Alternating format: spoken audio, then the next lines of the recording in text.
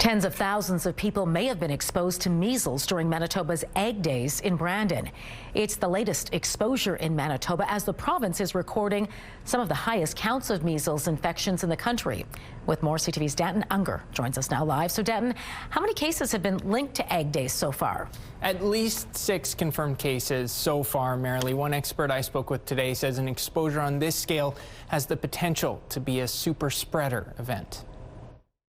35,000 people walked through Manitoba Ag Days in Brandon between January 20th to the 22nd. Now the province is warning they may have been exposed to measles, with health officials confirming at least 6 cases linked to the event so far. It's super concerning. Microbiologist Dr. Philip Legacy-Ween says this has the potential to be a super spreader event. About 90% of people who are susceptible to the measles virus who get into a closed space with an infected person will themselves become infected. It's the latest exposure for the province that's been struggling to keep measles at bay for more than a year. When we're starting to see hundreds of cases annually, we know we're going to start seeing some severe complications, including potentially deaths and ICU admissions. So how did we get here? Measles was first eliminated in Canada back in 1998, but that changed with a new outbreak that started in October 2024. Legacy-Ween says the original cases were likely picked up during travel outside of Canada and brought into communities with low vaccine rates.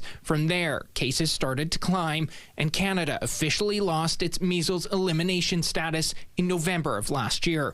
Now, provincial data is showing 74 confirmed cases of measles and 8 probable cases in Manitoba so far this year, the highest in the country. In the 25 years before this outbreak started, we had 18 cases.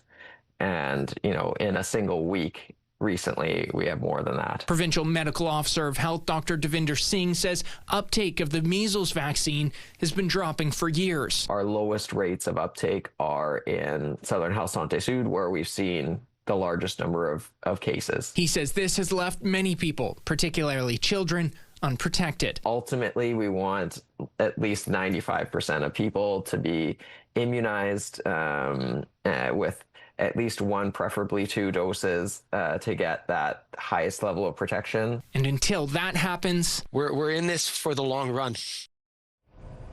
Manitoba Ag Days tells CTV News it is following the guidance from Manitoba Health. The province says if you were exposed, you should make sure your vaccines are up to date, cut back any contact with others, especially if they have a weakened immune system or are not vaccinated, and watch for symptoms which can show up 7 to 21 days after exposure. All right, speaking of those symptoms, Danton, what are they? Which should we keep an eye out for? Well, those could include a fever, a runny nose, drowsiness, irritability, and red eyes. And days after those initial symptoms, a red blotchy rash could show up. Now, if those symptoms do develop, you're asked to isolate at home and contact your health provider.